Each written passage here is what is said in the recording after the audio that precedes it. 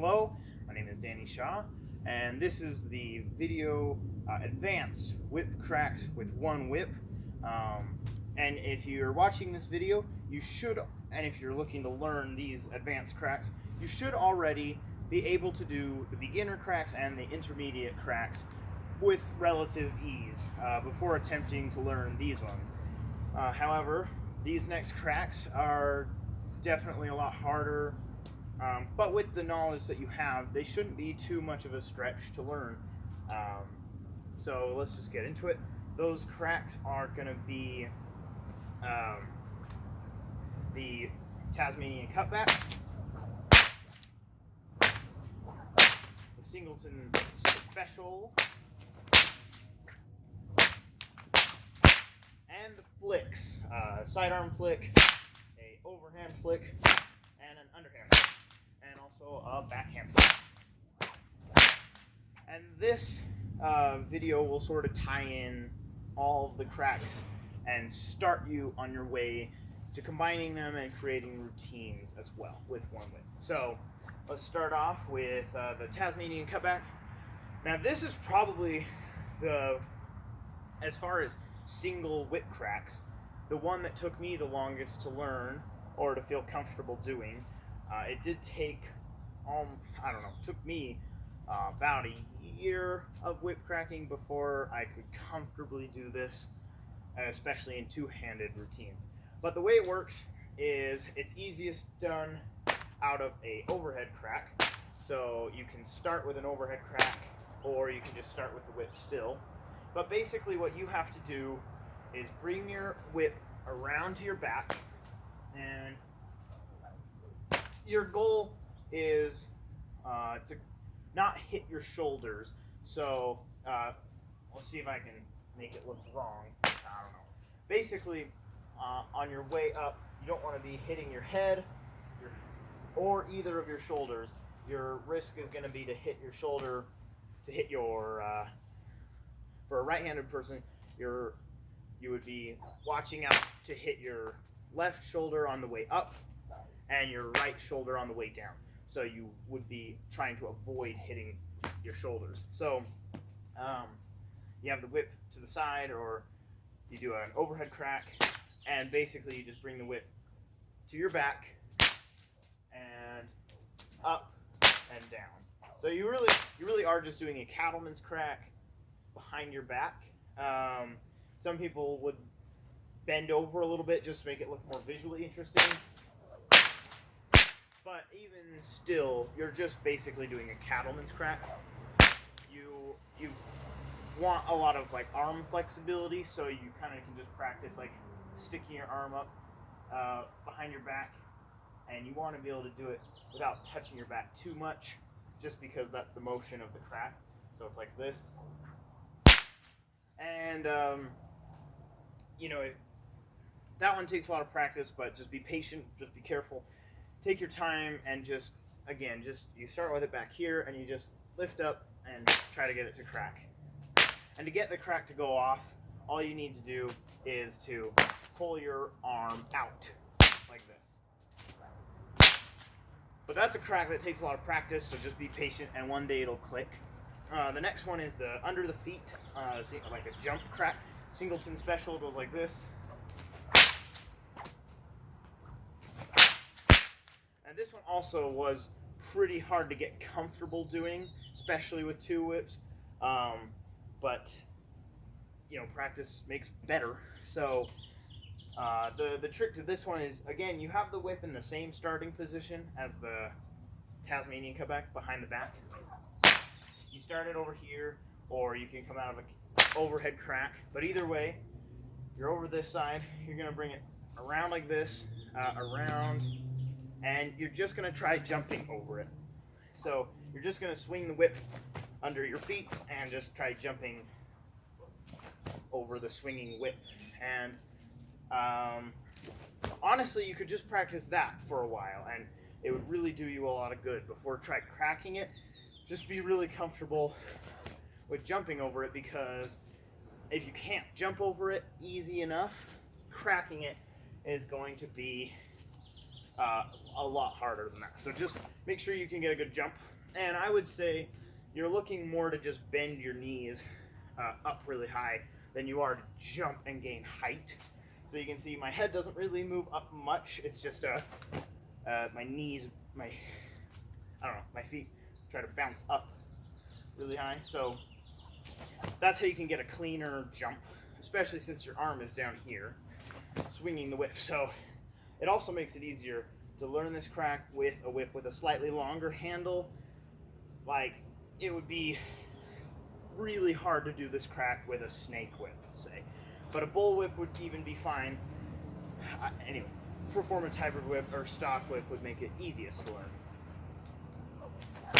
Then to get it to crack, all you have to do is you jump over it, and in this motion, in this point in time, your hand is pointing this way, and all you really have to do is you throw it that way a little and then pull it back. So the motion is like you jump, and then your hand goes like this and pulls across. So like that. And yeah, there's not much else I can say to make this one easier. Just practice and watch the video over and over until you get it. It will click at some point. That's how it was for me. And then next ones to talk about are the flicks. So the flicks are easy. This is where a snake whip shines. Snake whips are easiest to do the flicks with. Here's what the flicks look like.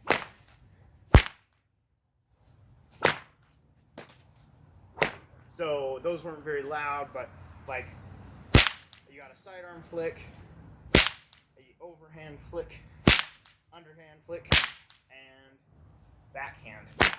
Now, the main thing with a flick is your hand has to travel in a very straight line. And more importantly, the nose of the whip has to travel in a very straight line.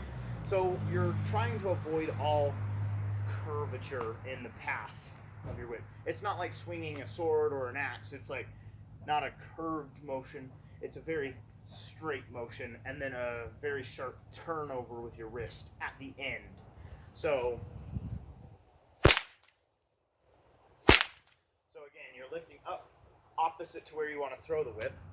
Lift up, throw it forward, bringing your hand in a very straight line, and then once your wrist is also sort of canted back the whole time. And once you get to the end of your full extension with your elbow, that's when you bring your wrist over. So the overhand flick is probably probably the easiest out of them all. The underhand flick is a little different, but basically it's the same in that you lift it up a little bit to the back, bring it straight forward, and then flick your wrist right at the end. The only difference with this one is you have to lift. If you don't lift at the end of an underhand flick, it looks like this, and it just has the potential to fly into your face. So lifting at the end, so you lift it up a little bit, and you're just looking to get the whip to float in the air just for a second. So you don't have to bring it back fast. It's just lift it up a little, and then you bring your hand forward, snap your wrist, and lift. And then it's very easy to do a cattleman's crack right after and make a very nice pattern called the cow and the calf.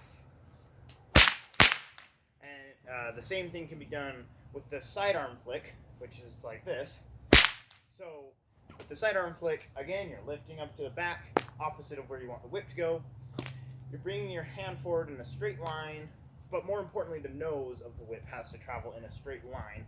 You'll really notice that if you have a snake whip versus a stock whip, because if you try to do the motion like I was holding a snake whip, it doesn't really quite work because the handle curves. Like you can see, it doesn't, like pushing the whip, I don't know, it doesn't really matter. Just all I'm saying is all the flicks can be done with any whip. It just takes a bit of practice, and it isn't going to feel exactly the same if you're using a performance hybrid whip versus a bull whip or a snake whip. So just be aware of that. Just know it can be done. It just takes a little bit of practice.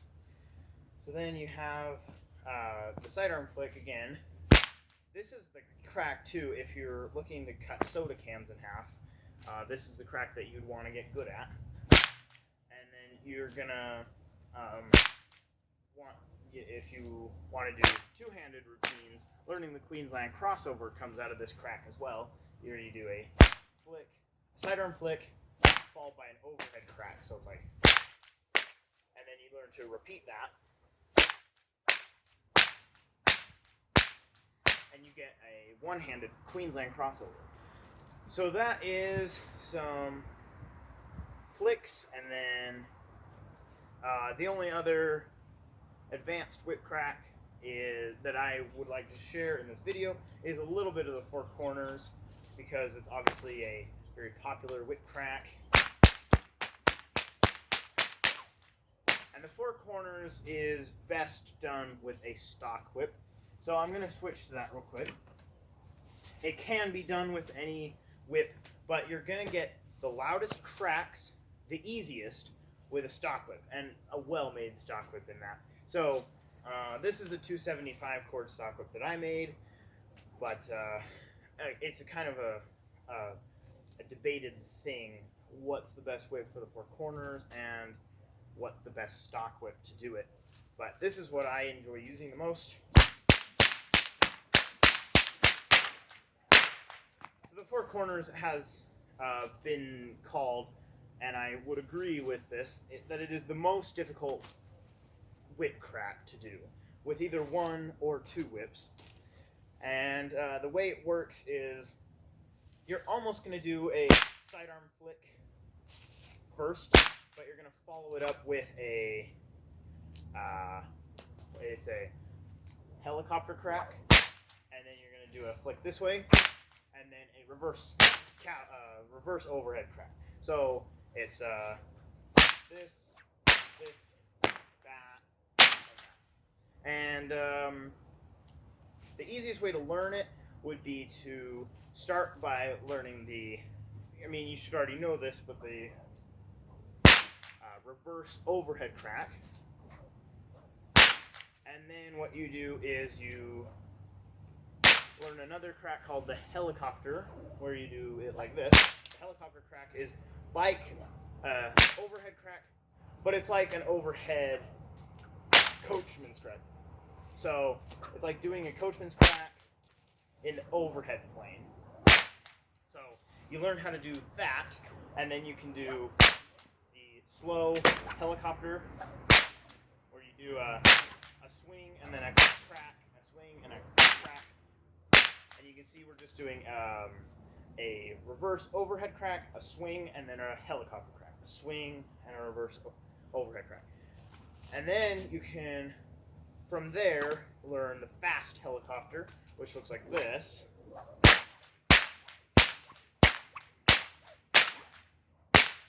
Where you can see, I just took out that swing in the middle. So a little bit of a comparison is swing, crack, swing, versus crack, crack. So that alone can be pretty hard to learn, but just practice getting both of those cracks in the back. Another way to look at this is it's a reverse Queensland crossover. So you've got a Queensland crossover like this, and then if you do it in reverse behind your head, it looks like this. And then the hard part is the front cracks. Getting those front cracks takes quite a bit of wrist action, and it can take a while to get, but the best way that I learned is to do your fast helicopter, and then just try to get one of the cracks.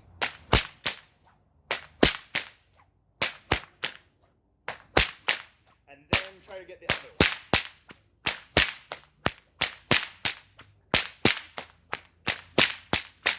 And just try to do those 2 cracks. Make sure you're still getting the cracks in the back, and then just try to focus on one of the flips.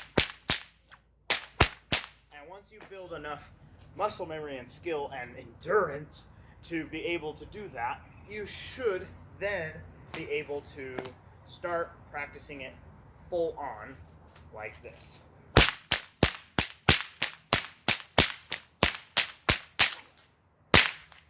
So there's some advanced whip cracks. Again, to recap, we've got the Tasmanian Cutback, the Singleton Special, the flicks,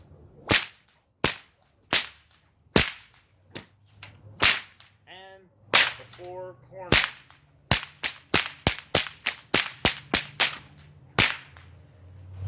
And I'll try to do all those cracks with a bull whip real quick just so you can see what it looks like. So again, stock whip is going to shine with the 4 corners, but the bull whip will shine with the flicks, or yeah. So again, with the Tasmanian Cutback, Singleton Special, flicks,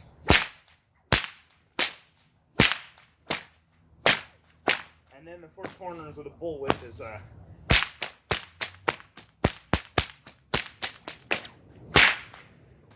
Anyway, thank you for watching these advanced whip cracks. Good luck. Hope you get them. Just keep practicing. Eventually, all of these will start to click, and just keep on practicing. Remember, the more you practice, the better you get. Thanks for watching. My name is Danny Shaw. Have a nice day.